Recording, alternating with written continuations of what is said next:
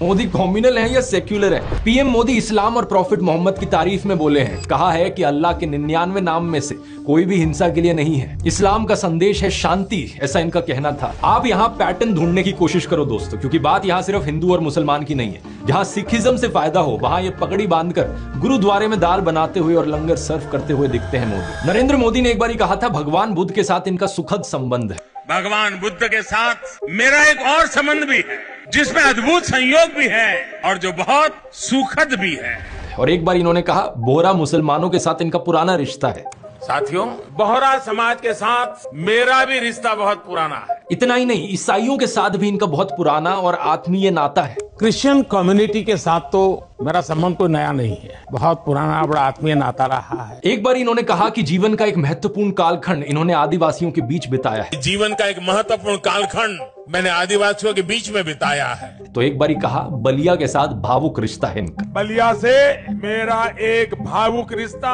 पंजाब के साथ भी इनका विशेष नाता रहा है और चीन के साथ भी इनका विशेष नाता रहा है। पंजाब के साथ मेरा विशेष नाता रहा है। चीन के साथ मेरा निजी रूप से भी एक विशेष नाता है। समझ रहे हो ना दोस्तों, वोट पाने के लिए जहां जो बोलना पड़े वो बोला जाता है। हर एक राज्य में एक इमोशनल कनेक्ट बनाने के लिए वहां के लोगों के साथ एक नाता निकल कर आ जाता है। A+B into bracket square. A+B into square into bracket square. A+B into square into bracket square करे तो रिजल्ट आता है A² + 2AB + B²। ये एक्स्ट्रा 2AB मिलता है कि नहीं मिलता है? मेरी बहनों को, मेरी माताओं को इज्जत घर दिए हो, टॉयलेट दिए हो, या उन्हें धुएं के अंधकार से मुक्त किया हो।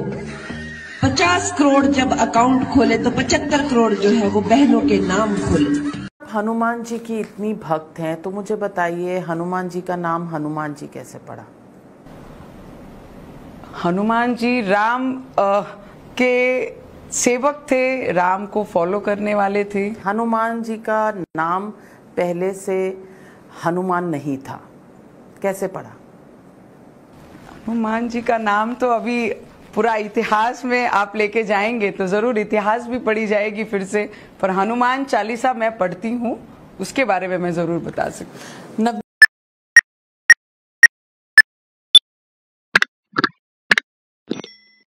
हेलो एवरीवन, आई होप कि आप सब अच्छे होंगे और अच्छे नहीं भी होंगे, प्रिटेंड तो कर ही होंगे। अभी हम लोग देखने वाले हैं गोदी मीडिया के एक्सपोज वीडियोस, और हर वीडियो का दूंगा मैं अपना ओपिनियन कि मैं इस टॉपिक पे क्या सोचता हूँ। आप लोगों से रिक्वेस्ट है चैनल के साथ जुड़ जाए, सब्सक्राइब कर ले, फ्री ऑफ कॉस्ट है, सब्सक्राइब कर ले, थोड़ा प्यार दिखाएं।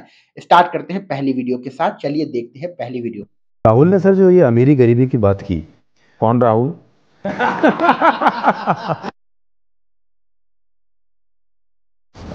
सब महाराष्ट्र में राहुल जी के हवाई जहाज को कुछ गड़बड़ हुआ तो तुरंत मुझे पता चला मुझे, तो मैंने उनको फोन किया। भाई राहुल गांधी, हाँ, जिसके नाम पे सबसे ज्यादा वोट मांगा जाता है कि पप्पू पप्पू पप्पू, बीजेपी जो है वो उस बंदे का नाम लिए बिना कोई रैली नहीं करती। ठीक है, दुनिया में दिखाया जाता है कि अगर मोदी नहीं तो कौन? राहुल, जिसके बारे में मोदी जी हर जगह जाके बयान देते हैं कि ये, लेकिन जब बोला ये कौन राहुल, मैं नहीं जानता। इसको कहते हैं स्मार्ट बनने के चक्कर में कभी कभी इंसान का कट जाता है, वही हो गया इनके साथ। चलो अगला देखते हैं। आप बताइए, हिंदू मुस्लिम का मुद्दा है ना? बिल्कुल है। आप यकीन मानो, ये वही एक भिनगा क्षेत्र है जहाँ पर आज के 30-40 साल पहले यहाँ राजेश ठाकुर द्वारा है, वहाँ रामलीला होती थी। रामलीला में हम लोग जाते थे तो कम से कम अगर 40 हिंदू गया तो 60 मुसलमान जाते थे रामलीला देखने। आज स्थिति इन नेताओं ने ये कर दिया है कि आज अगर वहाँ कुछ होने लगा, कुछ भी होने लगा, तो वहाँ पे यही डर लगा रहता है कहीं ऐसा ना हो विवाद पैदा हो जाए। आज के 40 साल 50 साल पहले चले जाइए, कहीं कुछ नहीं होता था। आराम से हिंदू मुस्लिम बैठ करके रामलीला देखते थे, आराम से हिंदू मुस्लिम बैठ करके ईद मनाते थे, आराम से हिंदू मुस्लिम बैठ करके शुभरात मनाते थे। इनके यहाँ जो ये मुहर्रम होता है, हमारे मोहल्ले में तो हमने अपने पुरखों को देखा है कि कुल्हाड़ी और हंसिया लेकर के उस झाड़ी को साफ करते थे। क्यों? इसलिए कि उनका वो दुलदुल निकलना है, उनका सद्दे निकलना है। वो लोग आते थे। आज उस बीज को, उस दोष को इतना ज्यादा प्रत्यारोपित कर दिया गया है कि हम इनके त्योहार में जाना उचित नहीं समझते हैं और ये हमारे त्योहार में आना उचित नहीं समझते हैं।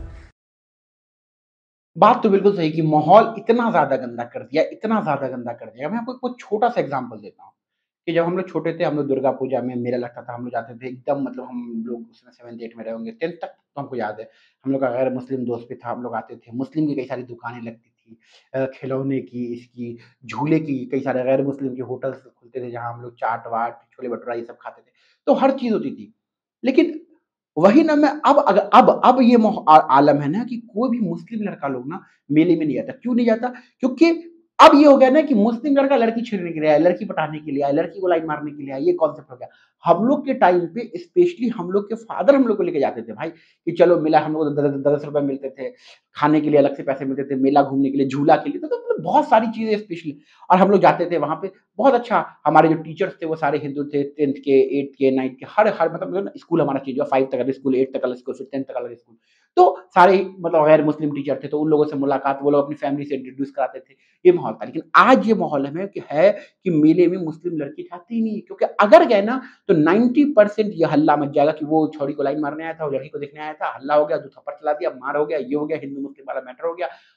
कोई भी ये मैटर गांव में ये सब चीजें पसंद नहीं करता है, इसी वजह से मुस्लिम लोग मना करते हैं। पहले ईद की नमाज के बाद, मैं मजाक नहीं कर रहा हूँ, एकदम से पूरा, क्योंकि ईद के दिन तो मुस्लिम तो दुकान लगाएगा नहीं, गैर मुस्लिम तो सारे खिलौने की दुकान लगा रहे हैं, मिठाई की दुकान लग रही है, झालमुड़ी की दुकान लग रही है, आइसक्रीम लग रहा है, चश्मा छुड़ौला चश्मा, सब ये सब एकदम पापड़ी, बादाम पापड़ी बिक रहा है। लेकिन आज ये आलम है कि नहीं, खाली खाली रहता है, एकदम खाली खाली, सुनसान सुनसान रहता है। ये इसीलिए नफरती चीजों की वजह से। और ये कब से हुआ है? पिछले 10 साल के अंदर। ये पहले भी था, लेकिन पिछले 10 साल में इतना ज्यादा बढ़ गया है, इतना ज्यादा बढ़ गया है कि आप बता नहीं सकते। आपके साथ जो उठता है, बैठता है, सोता है, सब कुछ जो करता है, वो भी हो सकता है कि उसका माइंड वॉश है, वो भी दिन रात गोदी मीडिया की चीजें, दिन बाद हिंदू खतरे में है तो हिंदुत्व के साथ ये गलत हो गया, वो गलत हो गया, ऐसे वीडियो देखता होगा। ऐसे लोगों को समझाइए, प्यार से समझाइए कि भाई इन लोगों के चक्कर में नहीं पड़ना, क्योंकि सरकार के लिए कुर्सी इंपॉर्टेंट है और मेरे लिए तो। चलिए अगला देखते हैं। विपक्ष में होता है तो कहा जाता है कि 70,000 करोड़ रुपए का इरिगेशन घोटाला किया अजीत पवार में, जब वो आपके अलायंस में आ जाते हैं तब उनसे कोई पूछताछ भी नहीं होती है। मैं आपको स्टेटमेंट करता हूं कि एक भी केस हमने बंद नहीं। पर सर उसका दूसरा यह है कि उस तरीके से एक्टिवली आपने परसू भी तो नहीं किया, जैसे जब अगर वो विपक्ष में तो हर रोज ईडी का सामान आ रहा है। चार्जशीट कोर्ट के सामने है, कोर्ट हमारे कहने से नहीं चलती है। नहीं तो इन्वेस्टिगेटिव एजेंसी तो उस जोश से नहीं लड़ती जब विपक्ष में होता है समन समन समन। ऐसा आप मानते हो? राहुल जी और सोनिया जी पर केस है, वो भी कहाँ चल रहा है? चिदम्बरम साहब पर केस है, वो भी कहाँ चल रहा है? वो क्या हमारे में आ गए? आए नहीं है, लेकिन डर का माहौल है, वो सब दिखता है। केजरीवाल है ना भाई, एग्जाम्पल की सिंपल लॉजिक है ना, जो भी इंसान बीजेपी में, आप जिसके बारे में बोलते हो कि ये भ्रष्ट है, ये भ्रष्टाचारी है, ये दोगला, इसने ये गलत किया, वो गलत किया, 10 तरह के इल्जाम लगाते हो, लेकिन ऑल ऑफ अ सडन जैसे वो बीजेपी ज्वाइन करता है, फिर आपको उससे कोई दिक्कत नहीं होता है। मुद्दा तब नहीं, जब आप पहले भी खिलाफ थे, अगर आपकी पार्टी में भी आना चाहता, तब बोलते भैया देखो ऐसा कि अपना कार्रवाई करके आओ, कानूनी कार्रवाई जो भी है, तुम जेल जाओ, साला वहां से आओ, तुमको कोर्ट देखेगा, उसके बाद हम तुम अपनी पार्टी में शामिल करेंगे। लेकिन नहीं, आप मेरी पार्टी में शामिल हो जाओ, रातारात पार्टी में शामिल हो, तुमको हम सीएम बना देंगे, किसी को ये मंत्री बना देंगे, किसी को वो मंत्री बना देंगे, ये सब हो रहा है। और फिर बोलते हैं कि भाई हमारी पार्टी में तो सब सही है, हम लोग तो भाई भ्रष्टाचार के खिलाफ है। तो सिर्फ और सिर्फ ये बेवकूफ बनाने वाला बात लगता है, बेवकूफ बना रहे जनता को, और कुछ नहीं। आपका क्या ओपिनियन इस चीज को लेकर कमेंट में बताया। गोदी में ऐसे चुप हो जाते हैं, एकदम चुप हो गए। अभी यहाँ पे कट्टर सवाल कर कि प्यास, अमित शाह जी को ना प्यास लग गया, पानी मांगने चाहिए थे। चलो अगला देखते हैं। मैं चुप बैठा हूं, इसका मतलब ये समझिए, गलती मत कीजिए मोदी को समझने की। अगर मोदी जिस दिन मुंह खोलेगा, थोड़ी मर्यादा रखिए, तुम्हारी 7 पीढ़ी के पाप निकाल करके रख दूंगा। तमीज से बात करें। आप करना, मैं क्वेश्चन है इधर उधर निकल जाता हूँ। भाई साहब, एक ही पीढ़ी में बीजेपी ने इतने पाप कर लिए ना, साला मणिपुर देखने को मिल गया, लद्दाख में कब्जा हो रहा है, महिलाओं के साथ बढ़ गया, महंगाई बढ़ गई, XYZ, जो उंगली पे गिनाएंगे ना तो हजारों चीजें, मेक इन इंडिया गायब हो गया। ठीक है, क्या क्या बोले आप, कितनी सारी चीजें निकाल देंगे। आए दिन किसान सबसे ज्यादा इस सरकार के अंदर मर रहे हैं, ऐसे कितने सारे चीजें निकाल के रख देंगे। मोदी जी को कब आएगा ये जो गुस्सा है, ये महंगाई के ऊपर कब आएगा, बेरोजगारी के ऊपर कब आएगा, ये जो महिलाओं के साथ गलत हो रहा है उस पे कब आएगा, जो चाइना हमारे देश के अंदर घुस रहा है उस पे कब आएगा, हम उसका इंतजार कर रहे हैं बस। चलो अगला जय जय श्री राम, जय श्री राम।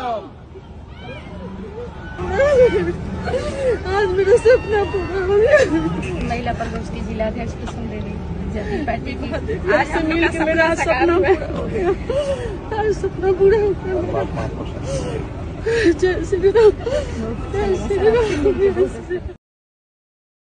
50 रुपए काट ओवर एक्टिंग के। हमको तो लगा जय श्री राम चलो अच्छा हुआ सा रिस्पेक्ट, जय श्री मोदी ने बोलने लगी, जय श्री, क्योंकि मोदी जी तो भगवान हुई जो हमको लगा कहीं पैर वैर में गिर के जय श्री मोदी ने बोलने लगे। मोदी जी मैंने आपका मंदिर बना रखा है, मोदी जी छोड़ दी ना, मोदी जी हमारे पति हैं।